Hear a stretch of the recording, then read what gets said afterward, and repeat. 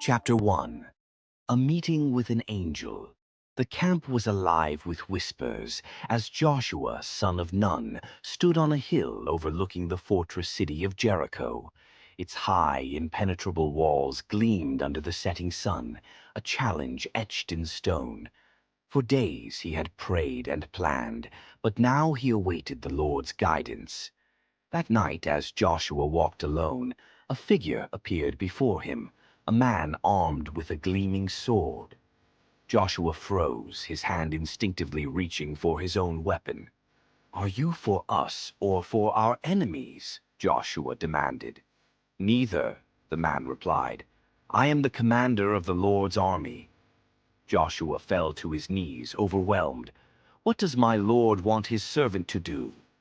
"Take off your sandals," the man said, "for the place you are standing is holy." As Joshua obeyed, the commander gave him instructions, a plan as unorthodox as it was divine. It wasn't swords or catapults that would bring Jericho down. It was obedience and faith. Chapter 2. The March of Faith. At dawn, Joshua gathered the people. "The Lord has delivered Jericho into our hands," he announced, his voice ringing with confidence. "Here is what we must do." The plan was met with stunned silence. March around the city once a day for 6 days, led by the Ark of the Covenant, with priests blowing trumpets. On the 7th day they would march 7 times and then shout. Some doubted. What kind of strategy was this? But Joshua's unwavering faith was contagious. "Trust in the Lord," he said. "He has never failed us."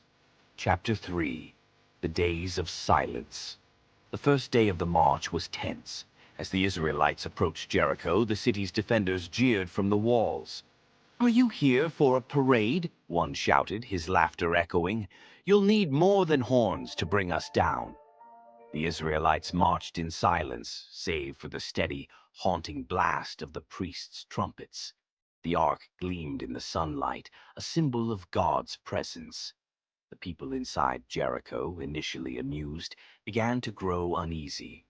Day after day, the Israelites circled the city. The silence unnerved the defenders. By the 6th day, fear was palpable within Jericho's walls.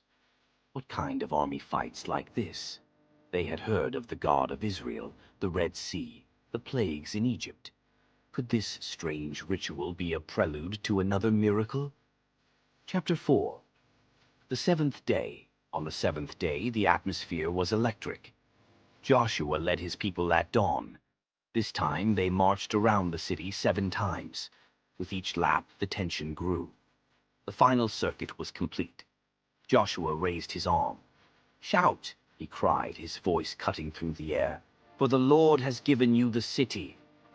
The Israelites roared, their voices a thunderous wave. The trumpets blared in unison. At that moment, the ground beneath Jericho shuddered violently.